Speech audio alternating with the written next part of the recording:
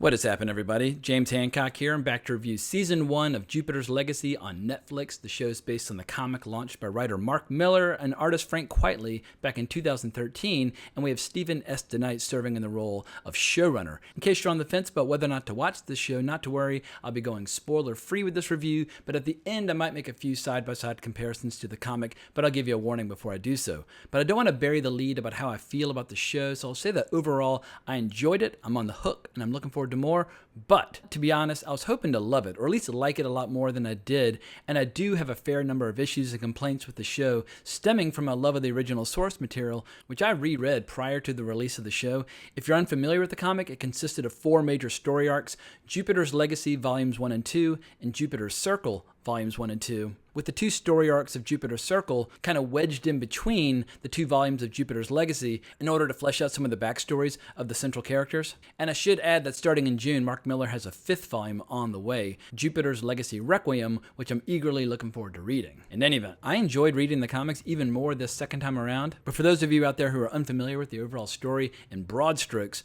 with Jupiter's Legacy, Mark Millar created his own fictional setting with its own distinct library of characters and superheroes, much like one would find over at Marvel or DC, or in edgier shows like The Boys or Invincible over on Amazon. The central conflict of the show is this growing friction and tension between the different generations of heroes and how to tackle the world's problems. On one hand, you have the pioneers who have been around since the 1930s, and they believe that they should inspire humanity, but never control them and certainly never kill them, and basically try and be great role models. But the new generation, which mostly consists of their kids, they're much more conflicted. Many of them have wilted under the pressure of trying to live in the shadow of their perfect parents, while others have turned to celebrity, drugs, crime, you name it. And now with the world increasingly in a state of crisis due to a collapsing economy and much more deadly supervillains who have graduated from bank robbing to killing superheroes, the big debate is whether or not it's time for some radical changes within the superhero community, because the younger heroes, a lot of them are getting killed left and right, and the values of the older generation of heroes, they just aren't working for them anymore. And what's fun about the concept is how not everybody within the different generations sees eye to eye on what's the appropriate path forward, which blurs the lines very quickly between who are the heroes and who are the villains. And in my opinion, when the show is good, it's great. I absolutely love this early scene where pretty much every major character dogpiles on the villain Black Star. Some of the heroes, like Lady Liberty and the Utopian, they just look fantastic in costume, and I really liked what Leslie Bibb and Josh Duhamel did with those characters. Elena Kampouris and Ian Quinlan, they did a great job as well with the characters Chloe and Hutch. If I had to pick, they're probably my 2 favorite characters in the show, and they enjoy some fantastic sexual chemistry. Plus, it's always cool seeing the children of old-school bitter enemies falling in love. And our brief exposure to Matt Lanner as Skyfox I think shows a ton of potential as well. He's easily one of the coolest characters from the original series. And on the whole, I think the show did a good job of juggling this enormous cast of characters, all of whom are going to be brand new to most viewers. But where the show gets into trouble is with its pacing and just how much new material was cooked up by the writing staff of this show. My biggest grievance is that the 8 episodes of Season 1, they barely scratched the surface of the first few issues of the comic. We get a handful of scenes that readers will find familiar, but I'd argue that the main plot of the first major story arc covered in the first 5 issues of the comic, that story hasn't even really gotten started yet. Instead, the show chooses to invest heavily in fleshing out who the first generation of heroes were prior to getting their powers, and how they responded to the major global crisis of their youth, the stock market crash of 1929 and the subsequent Great Depression. And these subplots, they take up half the season, and it's all new material invented for the show, which eventually leads to kind of a cool pulpy adventure where we see how the first generation of heroes finally got their powers. But more often than not, these scenes set in the distant past, they just feel like filler, like they're killing time, and I get that it's far cheaper to do a show about characters who don't have any powers yet, but that is not what Jupiter's Legacy is all about. In the first issue of the comic, Mark Millar tackles the entire origin story of the first generation of heroes in just a few quick pages, which you can read in a matter of minutes, and then he dives right into the chaos of the present day. And then he chose to wait until the second major story arc before exploring any of their backstories, and even then, he focused on their time as heroes in the 50s and 60s, and how Skyfox went from being a founding member of the Union to becoming its most hated enemy. And it's just amazing to me just how little story this first season actually covered. Every once in a while, it throws a bone to the audience, introducing characters like Barnabas Wolf, but basically I spent the entire first season kind of grinding my teeth in frustration, wondering when would the story actually get started. By the season finale, much to my surprise, we were still at the starting gate, apart from a small revelation about who the real villain of the show is going to be. In hindsight, the most obvious thing in the world to me would be to take the 4 major story arcs of the comics, turn each of them into its own season, and boom, you'd have a massive hit show. Because from my point of view, in a lot of ways, Stephen S. DeKnight's approach to the show is the antithesis of Mark Millar's style of storytelling.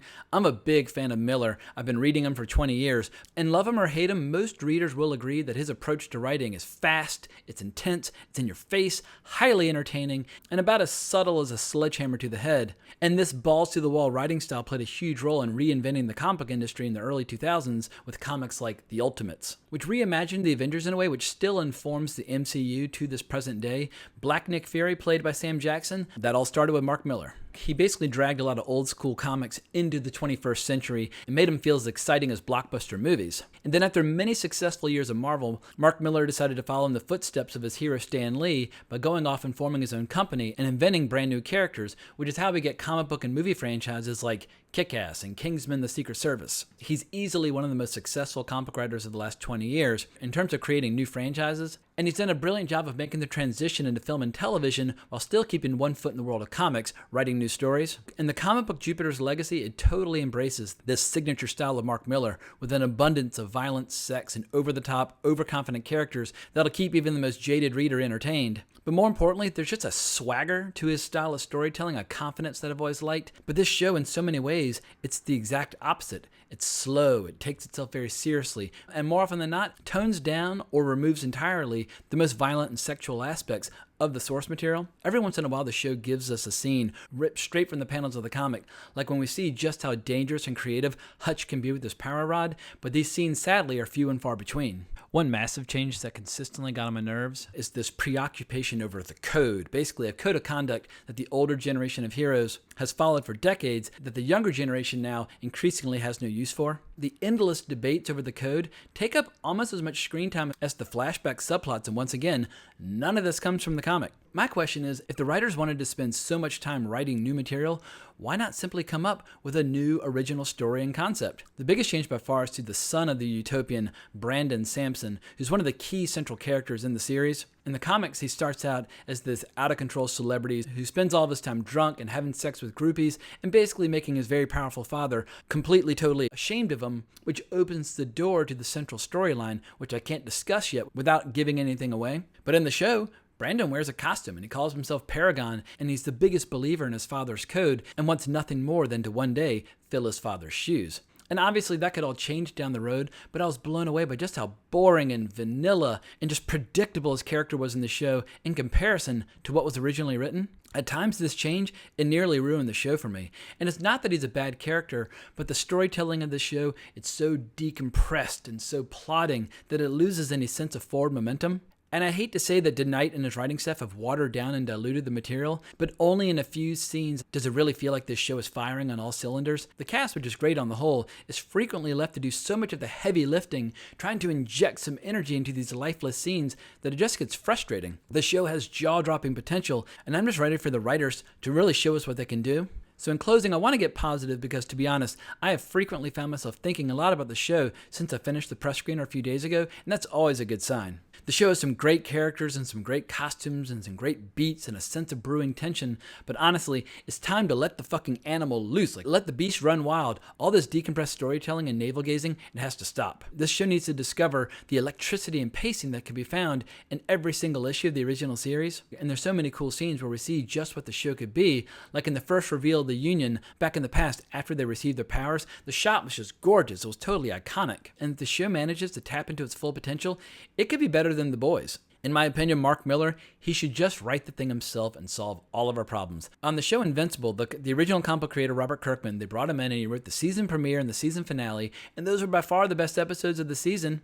And I think Mark Millar is the most obvious choice to get the story structure of this show back on track. He created this concept. He knows what makes these characters tick. The good news is that pretty much all the best stuff in the comics remains totally, completely untouched. They barely scratched the surface on the first couple issues, but I worry that because they chose to save all the good stuff from the story until later, there's a chance that the show might not capture the audience that it needs that will guarantee future seasons. What I'll be curious to see is how viewers respond when they're unfamiliar with the original material. Obviously, there are plenty of superhero fans out there, so I think at a minimum, a lot of people are going to give this show a shot.